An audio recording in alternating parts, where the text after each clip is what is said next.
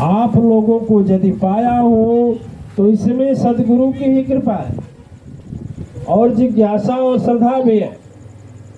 इस हालात में, इस उम्र में हमें कह दीजिए तो सैकड़ों किलोमीटर पैदल चलेंगे, मुझे कुछ नहीं होगा, कुछ नहीं होगा।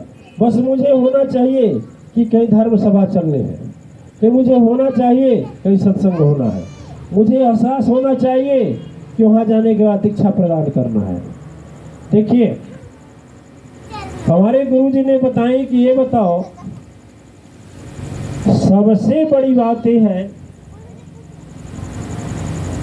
कि आज तुमने एक बार श्वास लिया, सुरती और चूने का कुछ कण अंदर चला गया श्वास के वजह से, और उसके संग में पढ़कर, गुरु का संग बेकार नहीं होता, गुरु तो कहे नहीं कि तुम खाओ, लेकिन तुम्हारा यदि मन कर दिया कि देखे कैसा होता है, यही कदम एक समय तुम्हें ऐसा बना देगा कि चाह करके भी उस गंदी आदत को छोड़ नहीं पाओगे। दिव्य अच्छी बात की चर्चा करते, माँ का चर्चा करते, घर के अगल बगल वाले इकट्ठा होकर के मंत्र जाप करते, भजन करते, नहीं कुछ तो जय माँ करते, तो भी तो घर में शांति बनी रहती, सुख भी बना रहता, और उसका परिणाम ये होता कि आज कोई रोकने वाला भी रोक नहीं पाता। आपको हम देखे बेचारी छठी देवी आज आ रही थी, इतनी भयंकर भीड़ थी तब ना। और हमारा क्या, हमारा तो अजीब, आपसे कहे ना, हम जहाज में आए हैं, जहाज में आए हैं, जहाज में ऐसी रहता है, हाई क्लास की व्यवस्था होती है, शरीर वही थी।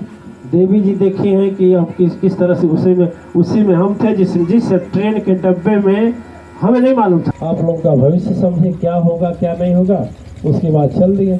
तो हम क्या जाने, छठी देवी से ही पहला मुलाकात ही इन्हीं मात्र शक्ति से हो जाएगा। सचमुच हो गया, सचमुच हो गया। हम कहे कहीं देवी जी, छठी देवी ने मिल जाए, किसी का सचमुच देख रहे हैं कि छठी मैया है, प्रकट है। प्रणाम की, सारा हम भी किए। उस समय हम कुछ, जैसे जब ऐसे समय में चलते हैं ना, तो कुछ सत्संग, प्रवचन, भजन लगा लेते हैं, ताकि बाहरी लोगों का बात हमारे दिमाग में क्रॉस न बने। अब देखिए कैसा जीवन, 4-5 घंटे पहले सदगुरु की कृपा से जहाज में उड़कर आए, और ठीक ही 2 घंटा पहले अकेले टेम्पो में आए, ऑटो में बैठे कोई नहीं था। और जैसे ट्रेन में चढ़े, इतनी भीड़, पूछिए देवी जी से पूछिएगा, ये तो शायद चढ़ी होंगी, हम तो, लेकिन न तो हमें वहाँ खुशी हुआ जब एयरपोर्ट पर गए तो, नहीं तो जब एयरपोर्ट में एयर होस्टेस वगैरह होते हैं ना, जी सर करते हैं, तो भी कुछ नहीं हुआ कि हम बहुत सम्मान वाले हैं। और जब उसके बाद उतरने के बाद में ठुस्सम ठुस्सा आदमी के ऊपर, आदमी ट्रेन की जनरल बोगी में लोगों ने ढकेलना शुरू किया, तो आदमी कहाँ जाए कोई पता नहीं। उस समय भी हमारे कान में लीड लगी हुई थी और उसी ध्यान में मगन थे, भजन सत्संग में। न उस समय दुख हुआ और न उस समय खुशी हुई। जीवन ऐसा होना चाहिए, वैसा ही जीवन होना चाहिए। दिव्य आत्माएं, जीवन को ऐसा बनाना चाहिए कि चाहे झोपड़ी में राखे, चाहे मोहल्लों में राखे, चाहे झोपड़ी में फांस के, उनकी कृपा जहाँ रखे, उनकी दया जहाँ रखे, कभी खुशी न हो, बहुत खुशी है तो भी इथलाए ना, इतराए ना, बहुत बड़का न बने, घमंड से न सज जाए कि मारे घमंडे बात न आए, और कहीं ये हो जाए तो दुख भी न हो। हर समय उनके ऊपर छोड़ दे, तेरी कृपा, तेरी कृपा। हम वहाँ से गाड़ी रिजर्व करके भी आप लोगों के पास सभा में आ सकते थे, क्या ज़रूरत थी हमें उसमें में जाने के लिए, नहीं जाते।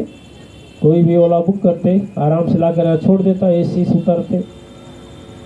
लेकिन हमें कोई एतराज नहीं होता है, चाहे महल में सोए या टूटी खाट पर सोए, चाहे बहुत बड़े एसी वाले रूम में सोए।